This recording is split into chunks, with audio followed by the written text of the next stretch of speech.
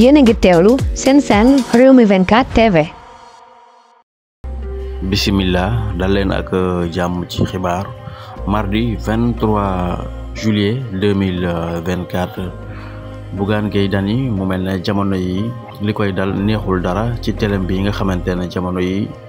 saa bu nekk rek ma ngay ci gis lu ko naqari ci ay liggéeykatam moom mi nga xamante ne rek moom mooy Bougane Gueye Sen TV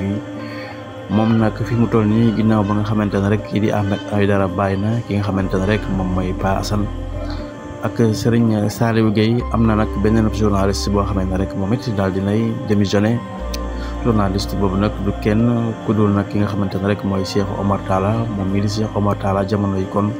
daal dinay nag démissionné foofee ca Sen TV mu doon loo xamante ne fi mu toll nii moom mii di Bougane Gueye daal télém bi ñu bari nag am nañu jaaxle ci démission yi nga xamante ne rek ay liggéeykatam ñu ngi koy def saa su ne mu mel ne rek du ñu fa yàgg benn yoon ca jugéen bu ñaaw rek lañ fay jóge moom mi nga xamante ne rek moom mooy Bougane Gueye kon daal mu mel ne kii di Cheikh Omar Talla moom daal dinañ nag démissionné groupe des médias mu doon loo xamante ne ñu bari ña ngay samp laaj di wax ne démission yu bari yi lan moo ko waral ci Bougane Gueye Dany mi nga xamante ne rek moom saa su ne ma ngay wax ne daal moom rek moom mooy télé bi nga xamante ne moom moo ëpp doole ci Sénégal askan bi yëpp moom la ñuy suivre kon mu mel ne fi mu toll nii daal ñi nga xamante ne rek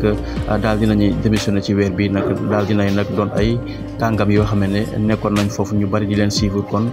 ku ci mel ne nag Serigne Saliou Gueye kon daal fi mu toll nii ginnaaw ba nga xamante ne nag tekki na ndombal tànkam foofu ca groupe des médias mu mel ne kon ci Sen TV kon mu mel ne kii di Cheikh Omar Talla moom it daal dina koy fekk si niki tey jii moom it di Cheikh Omar Talla ñu bari ràññee ko kon